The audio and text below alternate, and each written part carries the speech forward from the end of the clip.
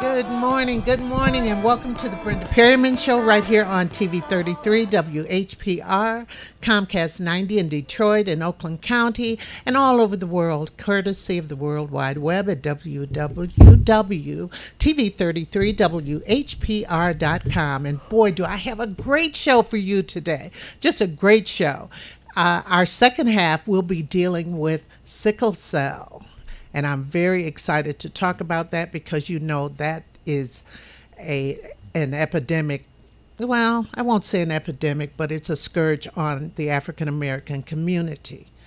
That disease is. But first and foremost, I'd like to introduce you to my first guest, who has really made his mark in this town with the Roberts Riverwalk Hotel. And we have him right here, Mr. Roberts. Well, hello. How are you? Oh, I'm wonderful. Wonderful. It's really a pleasure to be here. I understand your show is the most popular show in the greater Detroit metroplex. Congratulations. Hope so. What we try to do really is highlight what's happening and, you know, people of interest, people that we need to know about, places that we need to know about, everybody needs to know about, because sometimes even though you get press coverage, it's nothing like an extended interview to find out what makes you tick and why you selected Detroit to have just a premier hotel, and it's going to be growing, I know. But let's get a little bit of your history. Would you tell us where you're from? Again, it's a delight to be here. I am from St. Louis, Missouri. That's my home. I'm a developer. I've owned broadcast stations, over 15 full-power TV stations. Really? I've owned 16 hotels, shopping centers. I've taken 3 companies public. My daddy worked at the post office for 39 years. My mama raised us. In fact, the very week I graduated from law school, my brother graduated from college. He went on to law school, and he's one of my business partners. But that week, my mother graduated from college. Oh, fabulous. And, you know, it just shows that with persistence and a commitment, one can achieve just about anything.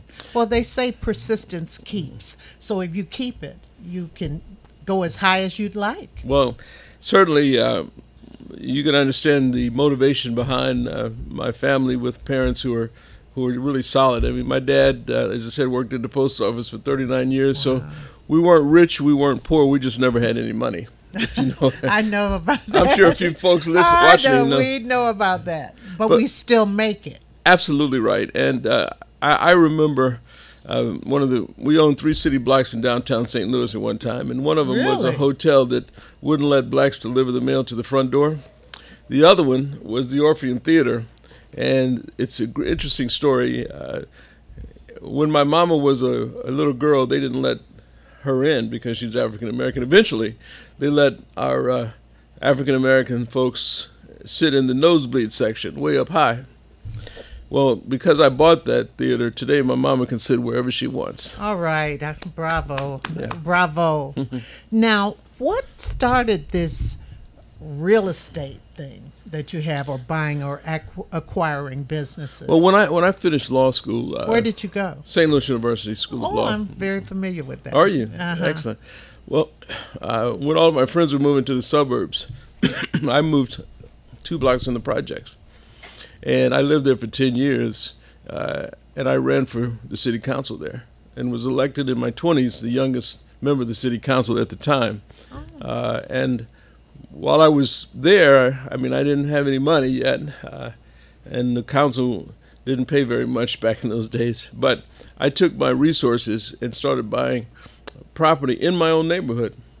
And interestingly enough, when you consider the devaluation of property in our neighborhoods today, here in Detroit as well, it's almost like deja vu for me, because, you know, back then you could pick up something for little or nothing, and today it's the same. However, over the years, that's changed. And what I frequently tell people when I give a fair amount of speeches, I'm an author as well. I wrote a book, Action Has No Season. Oh, we're going to talk about that a little later on. Well, so as an alderman, what I learned was that, you know, acquisition of our property is important.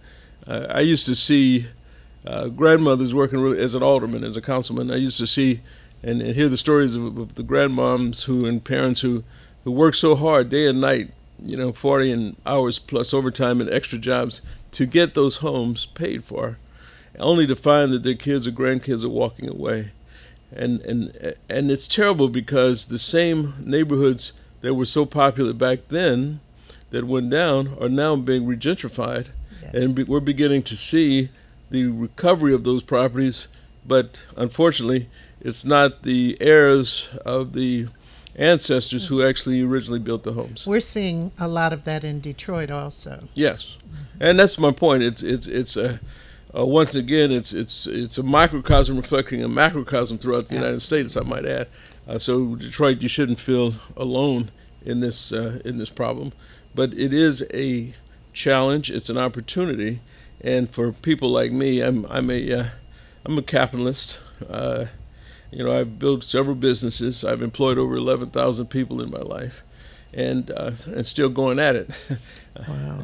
You have to have a certain stomach for that. Well, it's maybe it's in my DNA. There are those of us who have the ability to do certain things. I mean, there are things that I'm not too adept at, like singing, but but I am good at business, and as I said, I've owned probably over 100 companies and taken companies public, and I've bought and I've sold businesses, and then I looked at Detroit, and I realized that Detroit is a city that has the largest African American community in its metroplex in the United States.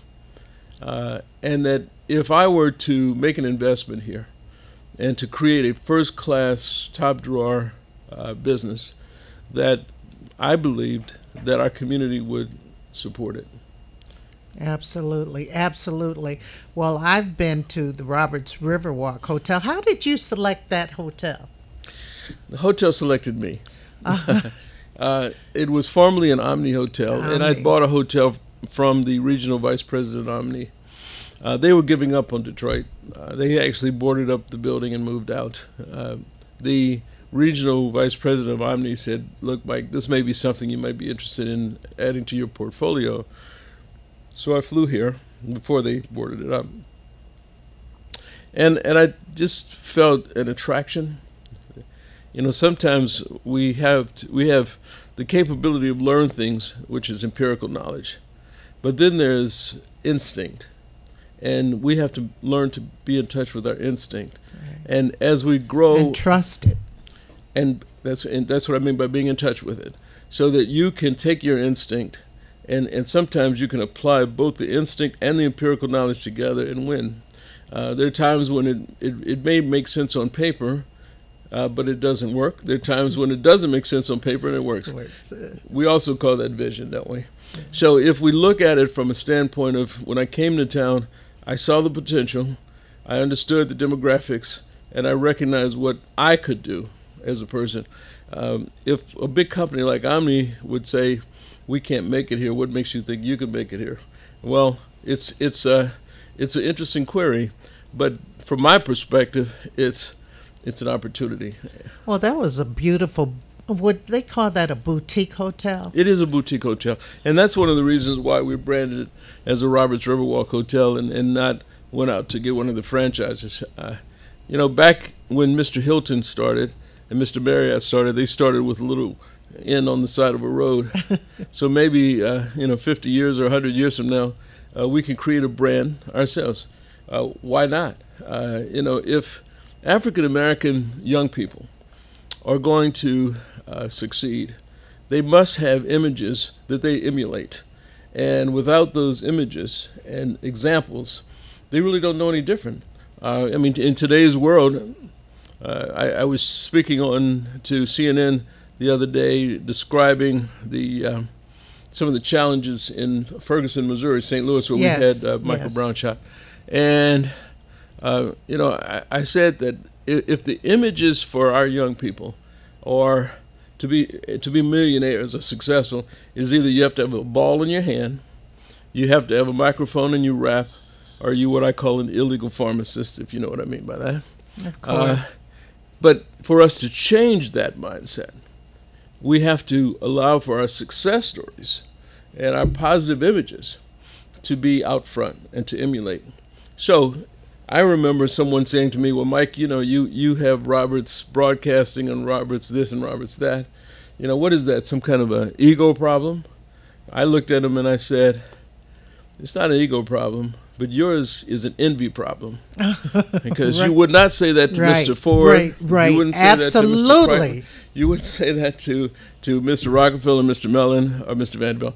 I said, so what you don't seem to understand is we as African Americans must have images, proud symbols, so that our young people can emulate based on what they see. Absolutely, and they have to be put paramount out there. Something like what you're doing is so wonderful, and young people need to learn about it so that they can aspire to be business people, maybe not own a hotel, but own something else. And I noticed that entrepreneurism is on the rise. Well, it is. I mean, our success will be based on basically two things: education and entrepreneurship. President Obama put me on the National Advisory Council for Innovation and Entrepreneurship over the last 4 or 5 years. Only 2 African Americans out of the 26. People like Steve Case, the founder of AOL. Yes. The president of University of Michigan. She was one of our members Susan as well. Something. Mary, I believe, Coleman. Yes. Oh, Coleman. Yeah. And my producers are U of M graduate. There you go. But it was a very interesting Blue Ribbon group, and our mission was to look at opportunities to create insourcing or jobs back into the United States, and we advised the president as a result of that.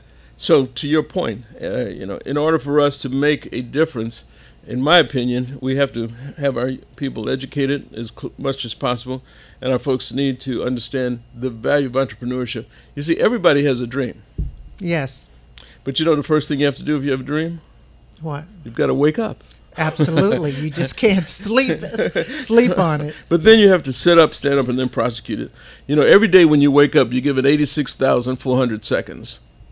That's 24 hours if you do the math. 86,400 seconds. And every moment that you exist, the moment you think of the moment, it's already gone. So you must live every moment to its fullest extent. And too frequently, we always wait for our passion, we wait for our destiny to come to us. I remember when I was campaigning back at home for political office, and I went into a home, and there was a young man sitting on the couch eating Lay's potato chips and drinking a Pepsi. I said, what are you doing? He said, well, I'm waiting for my destiny to come to me. Too frequently, we are confused with the concept of destiny. We think that it is available to come to us, but what we don't understand is we have to prosecute it. We have to go after it. Yes. And we have to use those 86,400 seconds every day of our life, every moment, because if we either use it or we lose it. Right, absolutely. And too many people like jobs. Do you expect a job to come to the door and knock on the door and you say, who is it? And they say job. You got to get out there and get it. I don't know. Because we're such a strong and resilient people, where did we get this laziness? Mm-hmm. Well, it's not everybody, but there's a segment who would rather do something short term than long term. Well, I find that at my hotels, and the one here, the Roberts Riverwalk Hotel, is we have worked very hard to employ our folks at different levels, and we have a pretty good training program. But what we find are that they're just like anywhere else. They're those who try to take the shortcut. We've become a dependent society and not an independent society. And by us setting examples and putting people out front, I think we have a better chance of getting the example set. Again, the concept of a fast food type mentality, fast jobs, fast life. But listen, when I was an alderman, and that was years ago, and it's still true today, I met 14 and 15-year-old kids that were writing their obituaries. I met young people in the neighborhood that didn't feel they were going to live past 20 or 21. Right. So there's a plague on our community that we must break, and it's going to take all of us to create a shift in the mindset from what you described as complacent to one that's going to be a much more. We have to identify and help teach what a quality of life really is. You know, I think back when I was a child, maybe when you were a child, we weren't exposed to as many things as we try to expose the young people to today. That's right. We really try to expose them. Some get it, some don't. Some think, well, this is too hard for me. Or they don't even want to try because that family support system isn't there either. Well, let me flip the coin for a minute. Okay. We still have a large number of young people who are finishing college. Yes, we do. Entering the workplace, ready to go at it. And some of those prepared jobs that our educational system has prepared them for aren't there. So the silver lining of many of our young, bright kids who don't find jobs is, in fact, to create a business. To create a business. And they're doing a lot of that locally right now. Mm-hmm. In fact, one of my former students, she and her husband own this barbershop that's called the Social Club, and it's downtown. And this place is just blowing up. And she says, today is the last day I'm working for somebody. Now I'm going to be working for myself. Good. And they're aspiring to that, which is great. But I want to get back to the hotel real quick because we have some photos of the hotel. I kind of dragged a few offline. Fine. And, here's the entrance, Yes. And I love that. I love the entrance. Maybe you could tell us. Well, that is the entrance. We are at 1000 River Place, which is right directly on the water, Right. and that is our entry area. You're looking now at the fitness facility that exists on the penthouse floor of the hotel. We have the opportunity for folks to dine with us as well. The picture you're looking at now I love that. is our lobby. Very boutique, very comfortable, actual fireplace where folks can relax as they're waiting for their room assignment or checking out. If you look to the right of that, that would have also been the Riverwalk. You could see it out the lobby. We have jazz during the summer every Thursday night, inside and out. This is inside at our Roberts Bar and Grill area. Beautiful setting. That's an example of what you see if you look out the window or if you step out on the Riverwalk. That's that is Canada so on the other nice. side. Yes, that's Canada on the other side. And you see all types of boats, including, a large barge like that. They come past all the time. That's my outside jazz concert. This year sponsored by Prestige Auto. Jackson and his Greg Jackson and his team. He owns an African American that owns 4 auto dealerships. Now, that's every Thursday night? Yes, during the summer up until about the first Thursday in October when the weather might change on us. Yeah. And then we're considering taking it back inside like that as well. Right. It's free to the public, by the way. I performed in that room. It's a nice room. I love that. Yes. That's our outdoor patio area. That picture there is another shot of the lobby, and then again back to the outside. As you can see, you can come by and can you have eat a drink. outside? You can. You may dine outside and just relax all day long. And I don't know. That's the workstation that you just saw. That we have a business center as well. Oh, you do? Mm-hmm. That's wonderful. Yes. I know it's so comfortable. I've been out on the patio. Is that what you call it? Yes. But aren't you getting ready to have an expansion? We are. This is very exciting. First of all, we've taken 54 rooms down and renovated those rooms with new carpeting and appropriate wall coverings, etc. Is that how many rooms you have in the hotel? No, the entire hotel is actually 106 rooms. Okay. This is the second phase of my overall project. When I first bought it, I did the first group. This is the second group. We're also adding a 5,800 square foot conference center, which will have all glass on the front. It's going to be absolutely beautiful. So the water will be right. You'll see it, but there'll be water closer than the Detroit River, because we're going to put a swimming pool right in front of it. Really? And we'll have the only hotel with an outdoor swimming pool in Detroit, and certainly the only one on the Riverwalk. Oh, amazing! Yes. When do you think that'll be ready? We are we're we should break ground on the swimming pool within the next 2 or 3 weeks. We really want to get it done before the weather changes on us, and we are very close to receiving final permits from the city. Unfortunately, the city takes a little too long for entrepreneurs like me to. I've heard that. And it could be discouraging for some, but this is something we can work it out. No, the mayor's very supportive. Actually, the council's supportive, but there's little community groups that, not community groups, but commissions that are not professionals who sometimes can hold you up. And it's too bad because I have the money and I'm ready to build. But that's not an issue we should discuss. What we should discuss in a positive vein is that, it is our intention to have a full conference center.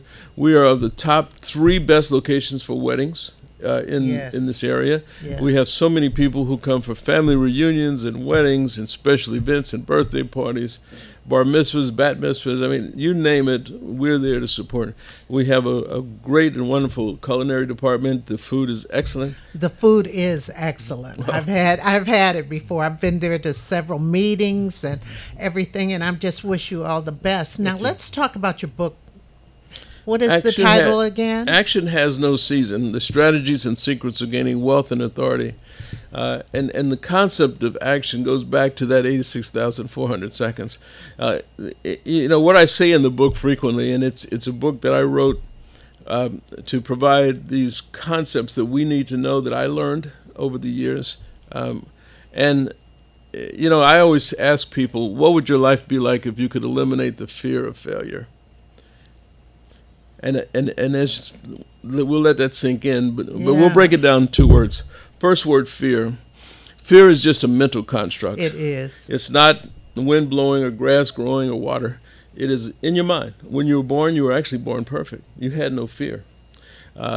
So if we could eliminate fear and understand that it's like that obnoxious cousin who shows up and sticks around a little too long. Overstays, they're welcome. But that's what it is. It's in the mind. Second word, failure. I submit to you there's no such thing as failure. And you might ask, well, what do I mean? And what I mean by that is, in those 86,400 seconds, you may experience something where the outcome isn't as you would have liked, but did you learn from it? Yes, so it's not a failure. No, it's an experience. Right. And such is life. Every moment that we live, we're gaining, we're learning, if we take the mindset that that's what we're doing. So in my book, I coined a word, the actionaire. And the actionaire is one who takes their ideas, their dreams, their vision, their passion, and they pursue it with courage and confidence and bravado. An actionaire is a person who is eliminated to fear of failure. An actionaire takes every moment to its fullest extent, much like an existentialist, and is confident. And that is why I wrote the book, because I want people to understand that philosophy and to realize that there's authority within you, which is greater than power. You see, power is elusive. It comes and goes. And it's like the difference between being wealthy and being rich. I always say rich people scream, but wealthy people whisper. And if you really look at people who play the bling bling, and I've got this, they got gold around their necks and their waist, their toes, and don't have $20 in their pocket. Right. Wealthy people build for sustainability within their family. You see, rich is sort of in and out. But from my perspective, mind you, we have, and we as African Americans have to learn to sustain wealth and pass it on generationally. Absolutely. And when we do that, we win, especially in a capitalistic nation. Now, where can we get your book? My webpage is www.michaelvroberts.com. You can buy it at the hotel, by the way. In the lobby, they sell it. All the bookstores have it online. You can go to Amazon, Barnes & Noble, those who exist. You may have to order it online, and it can be sent to your home. Well, I would like to in the future, because we have to move to another segment. Yes. But I would like to in the future have you back when you're in town so that we can go through the book and talk about it and I can ask you more questions about it because I would have read it because I'm anxious to read it, because what you're talking about is that wealth factor and how we need to, it has to be sustainable. We have to be able to pass it along, because many of us haven't experienced that, wherein white people have experienced that, a lot of them. That's right. They always, they got something. They got something. Yeah, it's a start. It come out after. No, it starts after. In other words, if their parents and grandparents leave them with something, then they can move on. Right. I mean, I started from zero. I mean, I had a good family and good, solid relationship. How many kids? I have four. I mean, how many were in my family? Four also. Oh. Yes, yeah. But we were, like I said, we weren't rich and we weren't poor. We just never had money. I mean, I did things throughout my life. I mean, I'm a Kappa, for example, member of the Kappa Alpha Psi fraternity, and a Laurel Wreath recipient, which is the highest award you can get. I'm a 33rd degree Mason, which is the highest Masonic you can get. I was on the Kappa court. But well, there you go. That's why. See, we only take the prettiest ones. But wow.